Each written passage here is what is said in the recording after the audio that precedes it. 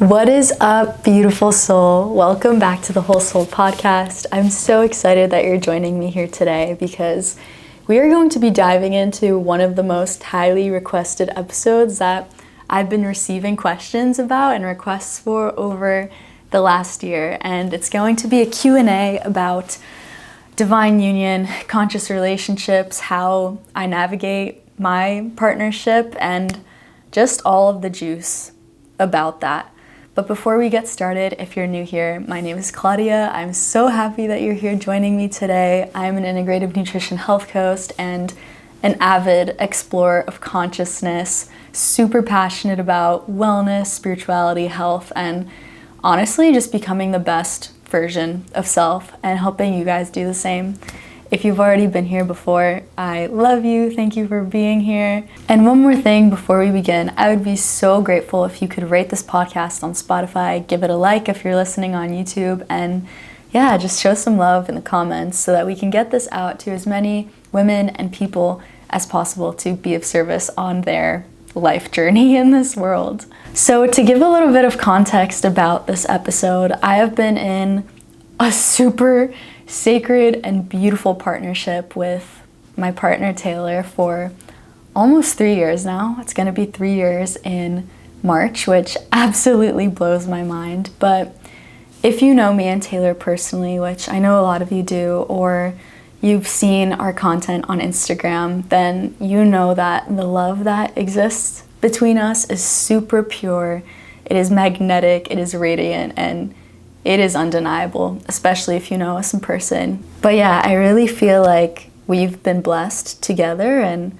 put in this divine union of sorts so that we can be beacons for other people to really show that love this pure and true and wholesome is possible. It's not something far out or like things you see in movies, even though the love that you see in movies is pretty toxic. But at the end of the day, we all want love. It is why we're here. It is what we live for. And it's not necessarily all about romantic love, but we all want to find our person in this life. We all want to have this overflowing feeling of love and safety and comfort and also expansion within the relationships in our lives, especially when it comes to our life partner, the person that we are potentially going to be with for the rest of our lives, that we are going to create a life with, that we potentially want to have a family with. So this is a super beautiful topic, and I'm super excited to dive into these questions that I have listed down here because I really feel like they will guide as a framework for me to really navigate the questions that you guys have.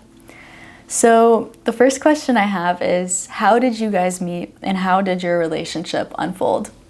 Wow.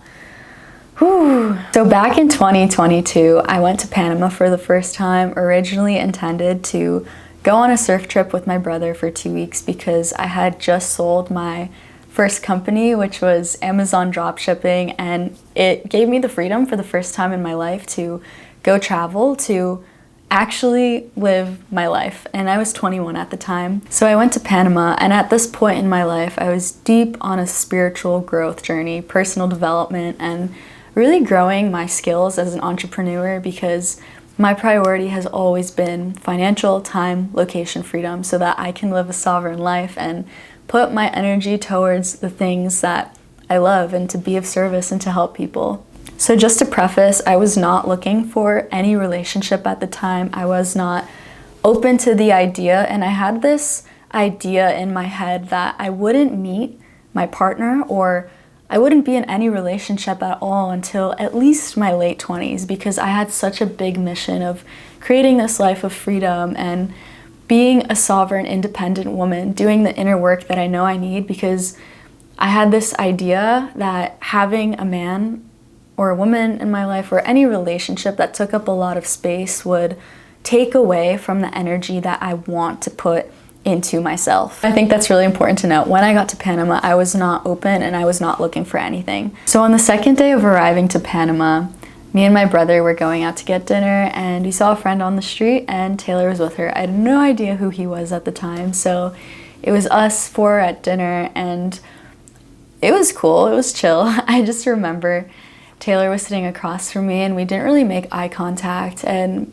let me just say he was a completely different person at that time, and so was I, but I would say that Taylor was a lot more shy and anxious and socially awkward than he is right now, because if you know him right now, you know that he is the most loving, open-hearted, and beautiful soul you've ever met. And I'm not saying that because I'm biased, but because it's true and everybody feels that. But yeah, that was the first day I met him. I didn't have any feelings, I didn't have any attraction. I was just like, cool, this is awesome. We're hanging out with new people, getting to know everyone. A few days went by, a few weeks went by, and I would see him here and there, and we would talk and we would go surfing sometimes. But again, I wasn't thinking anything romantic or sexual, and there was no attraction there. I also had this idea of what I would want my dream partner to look like in my mind, and Taylor did not match any of that criteria. So that was another reason why, you know, I didn't have any expectations. It was just strictly a platonic friendship. A few weeks later, we were hanging out with a group of people. There was so many amazing people and friends that were in Playa Vernal at this time, and we were just a squad. It's this tiny little beach town that we all lived on. There were some yoga instructors, there were photographers, creators, entrepreneurs, surfers, and we would all just hang out at the Salina River at night. So we had a group gathering, and Taylor and I ended up being the last people there, and we were just talking and chilling, and I almost had a feeling that there was a slight bit of interest from his side, because yeah, he was staying with me and it was like getting late. I think it was actually like 9 o'clock, but everybody else left, and we ended up dropping into a pretty beautiful and deep conversation, which was super cool. And yeah, we were just becoming better friends at that time. We had a really beautiful and pure friendship. I would say that Taylor was definitely the first man that I actually felt like super comfortable and loved by in a platonic way. And this night was super beautiful because we dropped into this conversation, and eventually we started talking about energy, and we started playing with energy with our hands, and it led into this beautiful moment of eye gazing for like an hour straight, because we felt an electric spark between our heads, and it was truly this electromagnetic field that, if you're watching this right now, you can see. But when our fingers were touching, there was just a shock almost that was going down our arms. And it led to this eye-gazing session. We pretty much got lost in this depth and soul connection that I never would have expected or anticipated, and it absolutely blew my world, because it was a full remembrance that I have known Taylor for so long, like beyond this lifetime, but I didn't remember until that moment, because our souls were genuinely connecting on such a deep level that I've never experienced with anyone else. And one of the things that I remember him saying to me is that I look like a real life angel, and it was just the most cute and beautiful thing. And I think from that point on, the relationship just started evolving and growing, and there was just more purity and love and care for one another. So that's pretty much how we met, and the relationship has unfolded infinitely since that point. But it wasn't love at first sight, you know? It wasn't this like zest and like lusty attraction. It was more of this slow unfoldment of, you know, synchronicities and magic and beauty and moments that I would have never expected. And it was a genuine soul connection that started to blossom from those moments and our time that we spent together in presence. And it was just the most beautiful thing. So that is how we met and how our relationship unfolded. On to the next question. How do you keep the spark alive and continue to deepen your love as your relationship evolves? Wow, this is actually super relevant, because right now, Taylor and I are taking about 2 to 2.5 months of space apart from each other. And this isn't because anything happened, it's because we consciously made the choice to do so. To give a little context as well, I'm 23 and Taylor is 27, and we're both entrepreneurs. We're both people that have really big visions in this life, and we are very rooted in our dharma and purpose, and really creating the life of our dreams. So what I've noticed in our relationship being together sometimes is that I don't always feel like we can be together because I just lose the space and the capacity to be with myself and grow in the ways that I need individually to actually fulfill the things that I know that I'm meant to do in this life. And I know Taylor would agree on that and say something in a similar manner along those sorts. But we love taking space because, number one, it's so amazing for personal growth and for us to just evolve deeper into who we are. And number two, it makes us miss each other so much more, which just deepens the love so greatly. So I would say something that helps our relationship evolve and grow is taking time apart, because the deeper rooted we are in ourselves, in our path, in our dharma, in our authenticity, the more authentic and aligned our connection is. Because when I'm in love with myself and I feel rooted and grounded in what I'm doing, and so does Taylor, we feel so much more energized and inspired and in love with life, which then naturally just causes that magnetic frequency where we're just like magnets, and it's just the most beautiful high frequency field in the world. It's so pure, it's so beautiful, and it has healed me in ways that I have never known was even possible. So that is definitely a big way that we keep our spark alive, because I also feel like a lot of people in relationships stay together and don't really take space, and people eventually get sick of each other because they're around each other all the time and they don't have the space to really like focus on themselves. So having space every few months, depends on how long you want it, everything, it's going to be different for everyone, but we do like 1 to 2 months of space. We've done almost 3 months, which was way too much personally, but that has been amazing. Another question, next up. How do you maintain your own sense of self-love and individuality within the relationship? I think this really ties in with the previous question of having space and taking intentional space. And even if you are living together, you don't have to take 2 months apart or 1 month apart, but really creating the space and time within your week, within your days, to have time with yourself, to do the things that you want to do individually and not have the energy of your partner or somebody else in your field affecting what you do. So it's really important to remain rooted and grounded in yourself and keep the relationship space out of your own personal space. Because what I learned from psychic school with Carrie, who is my incredible intuitive guide, she has taught us that we have our own individual bubbles, and when we're in a relationship, we have our own separate relationship bubbles, and the two don't really mix.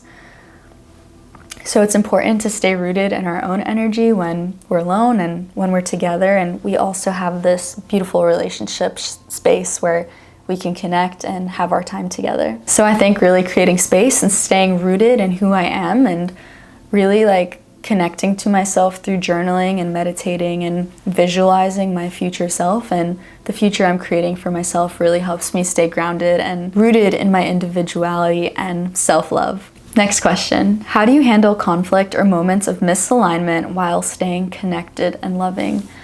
This one is so important because it is so common in relationships for people to get into fights, and things can get super ugly because people aren't rooted in love, they get rooted in ego, and things just aren't coming from a pure and loving space. People turn against each other, people have their own needs and feel like someone else isn't meeting their needs, so all this chaos starts to happen. But if my partner and I are in a conflict, we pull each other aside because we both have really strong awareness, right? So if there's something wrong, we will just call a little sit down or a meeting to connect. And something that has really helped us when this happens, and you can feel it by the energy, like there will be tension or there will be just something in the air that you feel, an elephant in the room that needs to be addressed. We sit down and we just hold hands, we take a breath, and we just create a safe space for whatever needs to be said to be said.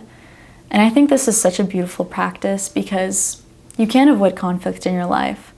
if you're with another person, if you're living with another person, you're going to experience differences, different needs, different desires sometimes, different ways of being, or you have different needs. So really just rooting into compassion and love in your heart before reacting is so important. One thing that we never do is leave something hanging in the air. So we both know that if something comes up within me or something comes up within him, there can't be an elephant in the room, because when that happens, things get worse.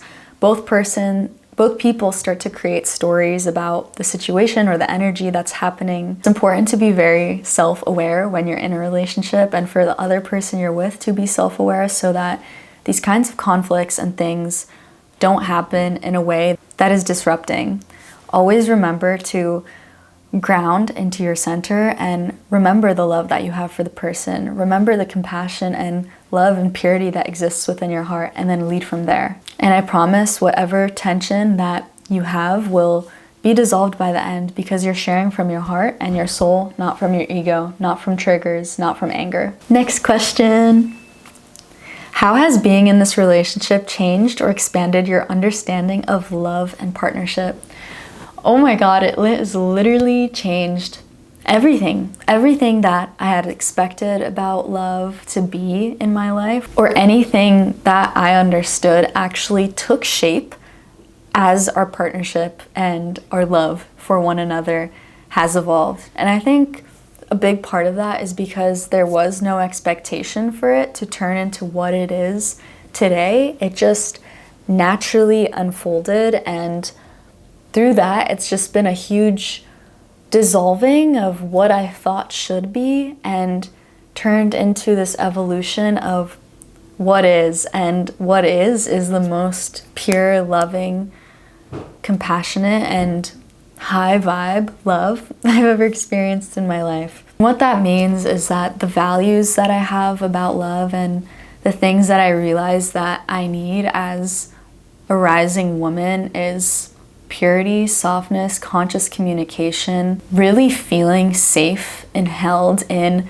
my mess and also my greatness. I know that some people have this perspective that your partner doesn't have to be your best friend. They are your masculine counterpart, and it doesn't have to be that way, but Taylor is literally my best friend, and I think it's really beautiful to have this dynamic where we can be so playful together and so silly and just have the most hilarious, amazing time. And we can also dive into a more romantic field of love and sensuality and beauty and love.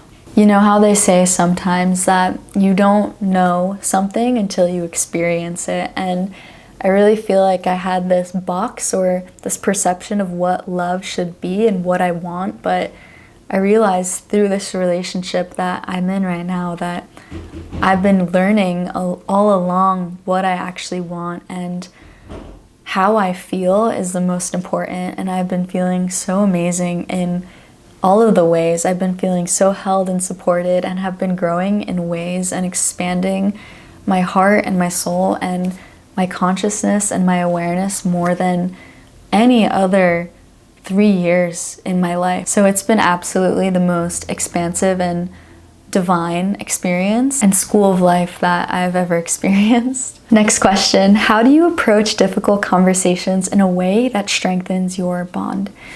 Wow, the first thing that comes up in my mind is this practice that we used to do in the beginning of our relationship that really helped us practice conscious communication. And this practice is called vulnerable shares.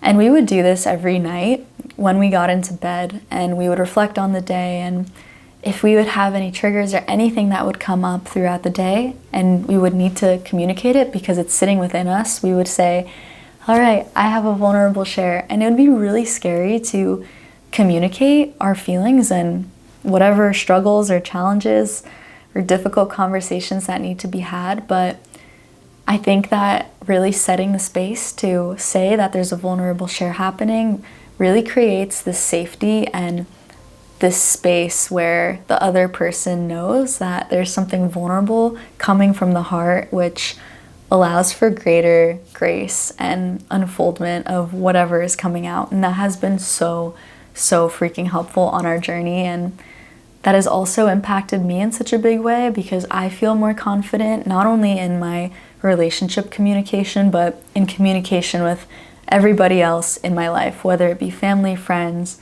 strangers. I feel like I can just way more vulnerably share what's on my heart at every point in time. And of course, it's a constant work in progress. It is not a linear journey, but throughout my relationship, my partnership, this has been something that has helped me grow so much. So I totally recommend doing vulnerable shares, whether it be with your partner, with your family, with your friends, because it will absolutely strengthen your bond and your communication so much. Next question, how does your relationship support your spiritual journeys individually and as a couple? Wow, this is really beautiful. So on an individual level, we grow so much because our partner is essentially our mirror.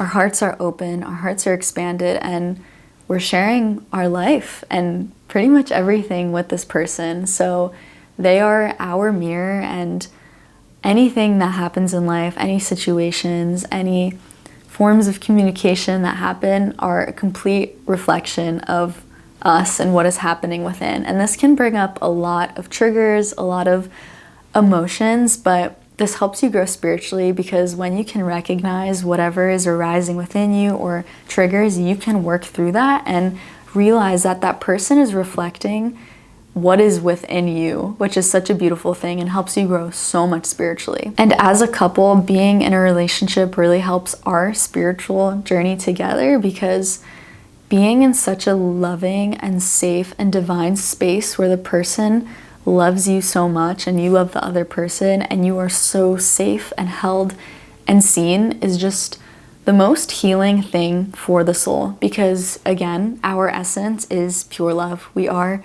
love incarnate in this body, and that is our natural state. So when we're in this union of love, it is so healing and it is a full remembrance of that which we are, which is love and divinity and, an extension of God. One of the last questions is, what does a divine union mean to you and how do you embody it in your partnership? A divine union to me is when two souls find each other and have this remembrance of a love that is so deep and so pure and has existed for lifetimes and lifetimes and lifetimes. And if you haven't experienced this, I don't expect you to understand because it sounds really far out there. Also, something else that I feel so strongly about a divine union is that you feel like you're going to be with this person for the rest of your life because it's just an innate feeling that you have. Yes, there might be doubts that come up. There might be thoughts in your head and questions of, well, maybe there's somebody out there. I think that's completely normal and just a part of the human experience. In our mind, we're curious creatures and that's okay. But deep down in your heart, you know and you see and you feel a future with this person and you're aligned in so many ways and you just feel so good and expanded and supported in this relationship. I'm going to move on to the last question. What advice would you give to someone who is seeking a conscious and expansive relationship? First and foremost, I don't want any of you girls to be seeking a relationship. Oops, buddy just snorted under my door. Hold on. I think it's beautiful to have a desire and a dream of having a partnership, but actively seeking one out, I don't think is the best way to do it because the energy with that is sometimes this desperation and need to find somebody. And I truly believe that when you are in a state of groundedness in who you are and really just loving yourself so freaking much and you're in love with life and you are radiating love and that frequency of high self-worth, you are going to magnetize love into your life and you are going to get it when it is meant to be in your life. I like the quote, I don't chase, I attract. And I really think that that's so relevant for this question, because when we are actively seeking for something, I feel like that creates this repellent in the universal field and the energetic field. So really focusing your energy on self-love and just being in love with life and just like flirting with the world and with energy. And this doesn't have to be in a sexual way. You can flirt with your friends, you can flirt with men. That's not in a sexual way. You're just in love with life and you're reverberating and vibrating at that frequency, which is so magnetic. And when you're in that frequency, you're going to attract people that are at that frequency. So whether you're wanting to call a man or your dream woman into your life, when you are in a state of self-love and overflow and abundance within yourself, you are naturally going to magnetize that relationship into your life. And again, something you really need to trust is in divine timing and knowing that everything that is meant for you, that will find you. And if it is not in your life right now, that means it is not meant to be in your life right now. And when it's meant to come, it will come. You're not ready for it. So keep pouring love into yourself. Keep focusing on filling your cup and watering your garden so that when you are ready for that relationship, whenever it may be, God will give it to you and it will appear into your life, sometimes in the most miraculous, crazy fucking way, because